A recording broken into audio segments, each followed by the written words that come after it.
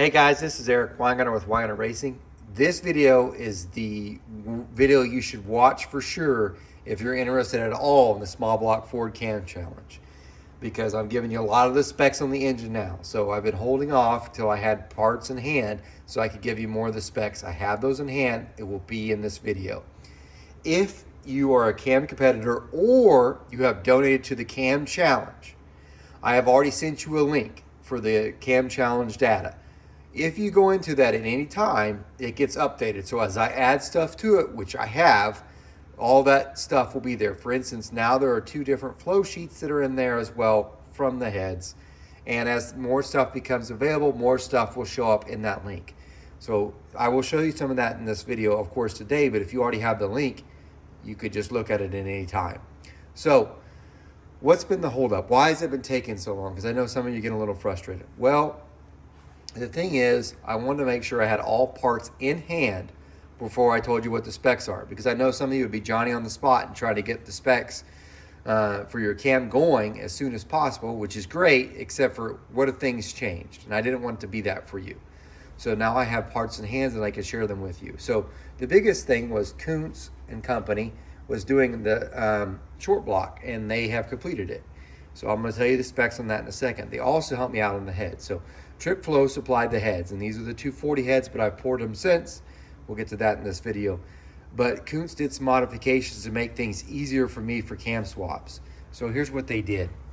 This right here is usually your water outlet. What they did is they machined it and put a plug in on both ends. This doesn't help with power at all. So before you get that idea, it's not for that. This is to make the cam swaps easier, because now I don't have water that runs through the manifold. So the manifold itself will be dry.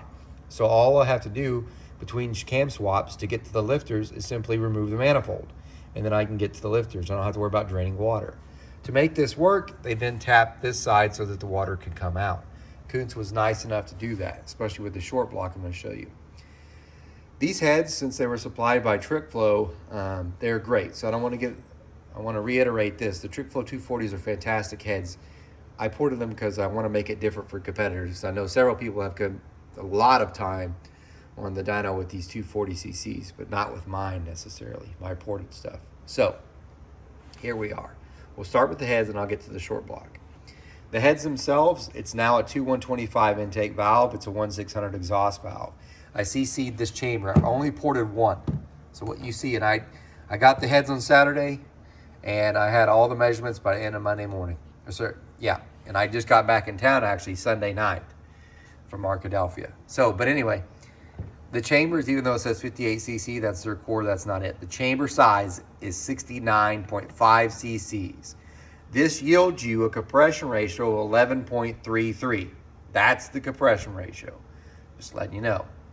But the valve size itself's bigger. The chambers are they're bigger anyway. I don't know what they are from the factory, but I didn't do much. I milled 4,000ths off just to get them flat, but yeah, they're 69.5 cc's.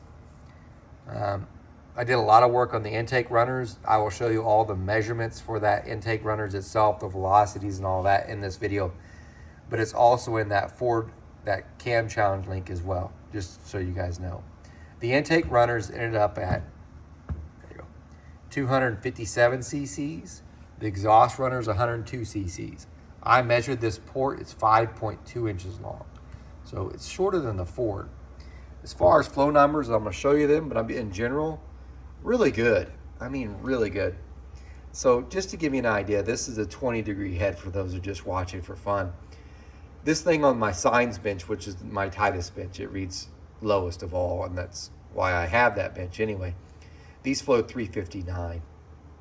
What's the crazy part isn't so much the peak flow on that deal, that's on the signs. On the super flow, 374. That's how much they flow, 374. So super flow makes me feel good. The signs, I think, is a bit more accurate. However, here's the crazy numbers, because it doesn't sound like, oh, well, X, Y, and Z has numbers that flow more. Well, I don't know if they do that on my signs bench, to be straight up honest with you. But what is amazing about this head, and I floated like 4 times thinking somehow I had messed up in the way I floated, it flows 337 at 500 lift. You heard that right. At 500 lift, it flows 337 on the signs. It's amazing. 270s to something at 400. Like I said, I'll show you the flow sheets, but the flow is definitely there. It's definitely strong at the lower lifts. Remarkably strong there. Just to give you an idea, since we know you saw so much of the LS testing, this head flowed more than the, it flowed more than the head that I used for the 408 LS challenge. And that LS head was a 11 degree, and these are 20 degrees, and it had a bigger valve and a taller intake runner. These outflow it. I'm not talking like peak. I'm talking even at the lower lifts, especially at the lower lifts. It's from pretty much 400 it was better, 500, 550, 600, I mean, it's just better everywhere except for a few spots, the higher ones. So it's a beast. On the exhaust side, I believe it flows 250 without an exhaust pipe attached. So strong flow there. 50 degree intake seat and 50 degree exhaust seat. These are the valves, they're 11/32. I've got the weight on the sheet too. So the weights of the valves are actually recorded as well. They're on the information I'm going to share with you as well. But they're from Ferrea, they should be fine. Now, I did bring this up earlier and most people didn't pay all the way attention. That's what the exhaust side looks like. But I don't have the header size yet. I know that's going to be asked. I don't have it yet. I'm trying to be able to afford dyno headers with this pattern so I can run a 2-inch. But don't quote me on that because I don't have it yet. Now, this is the part that most of you wondered about. The spring setup I'm going to have will be good to 780 lift. I'm using a 1.6 rocker, so if you do the math, that's going to be very hard for you to get 780 lift. That's just the max you can run. Doesn't mean you have to run that much, but that's the max you can run. Make sure, and I've said this before, whatever lash you have on intake, it's the same on exhaust. Because I'm changing these, I'm sure you got some fantastic way. I don't want to change my feeler gauge for each one. It's going to be the same. So whenever you competitors set it up, make sure you put the same for intake and exhaust. So if one's 16, the other one's going to be 16. That's just how I'm going to do it. I just ain't got time to do both. Time is the enemy. Speaking of which, a little bit change before I show you the short block and specs, which I'll get to. There's been a little bit of change too. So 2 people dropped out. So it changed some of the people. So who dropped out was Scott Main. He dropped out. But here's the reason. So it sounds like he just didn't want to do it. No. Another competitor already asked him to do a cam for him, and he didn't want to compete with the guy he's doing a cam for. Very respectable position. So he dropped out, but his cam will be used in the competition. So individually, he's not in it. He's helping someone else. The next one that dropped out was Zach from ZSR, and he also had a very good reason. So before you go beating up on him, he said really it's a lose-lose situation, and he's correct for his standpoint because in fairness, he would have had the biggest advantage because I've ported a set of high ports for him. So I ported a set of these 240s for him. I port the intakes for him, so he would have already had data that no one else had to go with it. So it's like, it's kind of an unfair thing for me to do anyway, because even if I did well, they'd be like, well, you got an unfair advantage. And if I did bad, it would make me look bad. And I totally get it. So don't bash either one of those two. Both of them have a legit reason for it. It makes perfect sense. And Zach probably really did have them. I could totally see competitors complaining about that deal. So I respect Zach and his decision. But it opened up 2 more people to get in. I'm going to contact them today to tell them, hey, you're in. So if you were the first alternate and second alternate, actually first alternate, second alternate dropped out, first and third alternate looks like they're going to be in. And then, so things kind of changed. There's that. Let's get to the engine itself. So I've got it wrapped up in a bag, and I want to take it apart. But this is it. So this came from Coots & Company. They did the whole thing, assembled everything. What this is it's a dart block. It's a 427 cubic inch engine. It's a 4/125 bore, 4-inch stroke. Like I said, with this zero deck, by the way, and I'm gonna run a 40 thousandths gasket, but the pistons are a Maul piston flat top, and the one thing I don't have for you yet, but I will, is the maximum amount of travel that the valve can make. So I'm gonna measure a true free drop or free distance that the piston or the valve can move before it touches the valve relief. I will get you that one. I don't have that yet. Don't break that rule, because if your cam, and I'm test fitting everyone, if your cam doesn't clear, you're out. But anyway, It's got a maul piston that has a 1 millimeter first ring, 1 millimeter second ring, 2 millimeter. So it's a great piston, 2618 alloy. The rod length 6.25 long. So this is the short block. It's a dart block. I think everything's going to be fine. It's got a Fox body pan on it that fits that, which is kind of generic, but it'll work fine for what we're doing. And that's how it's going to be ran. The intake manifold, this is it. And I'm so far behind on this. I got it over in my mill. So Kuntz had done some of the work already for it. They only had a 4150 in stock. They didn't have a 4500. So to help me, what they did is they put aluminum plugs in and then redid the bolt holes. So now it's a Dominator top. So we are going to run a Dominator carburetor. But this is how it looks. Obviously it's not ported, so I can't share those specs with you at this point. It's just going to take some time. I guess I could share from the one I posted on Saturday, those specs, if it kind of helps you, because it'll be roughly the same, because there's one thing I want to do differently. I think I've got plenty of room to do it, to make more power with this, but this is the manifold. It's in case you're wondering again what it is, even though it says Kuntz, this is a BMP. It's essentially a 4500. So, yeah, this is what we're going to be using.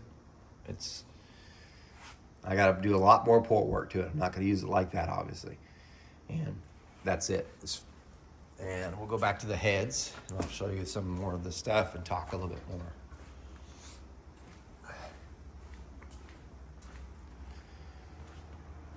The mess in the shop is unreal. A couple things. If you're a viewer of this, thank you for donating. If you would like to see any of the data, you're like, I would like to see the flow sheets better. In the description of this video, I'm putting a link for the small block Ford Cam Challenge. When you donate, I give you the link that has all the information. And right now it's only got a few pages, but it has more and more comes in, including the cam cards. Those get dropped in there. You don't have to resubmit it. You just keep opening it a different day and it automatically fills for you. Those donations help this competition take place. So right now the winnings, the winner is only looking right now, you're gonna win about 600 bucks. Right now, it looks like the winner is going to walk away with about 600 bucks. So, yes, there's been people that have donated, but nothing like the LS. Not even close. So, you know, I care for all engines, but it's like the Mopar guys are worse. But Ford guys are always like, you should do more Ford content. You should do more Ford content. You should do more Ford content. And Mopar guys are like, it's even worse. More Mopar. Get the least amount of views, least amount of interest. It's just what they do. But you want to keep seeing this stuff. But understand this, it's not a financial winner. So just to give you an idea, the LS guy walked away with a $5,000 check. The guy that wins this right now is walking away with 600. You see the difference? Just amount of pure interest. I mean, just Fords just don't get it like others. So when you complain about stuff with Fords not happening, there's not a market. I mean, people sell stuff and make money with Fords, but it's not like the LS. It just isn't.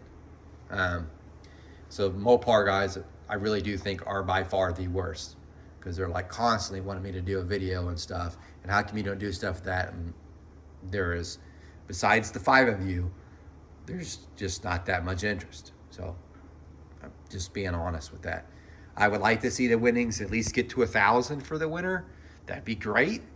But as it stands, it's about $600 is what you're winning. And they're spending, like right now, the entry fee is $600. So they're pretty much walking away with their entry fee back.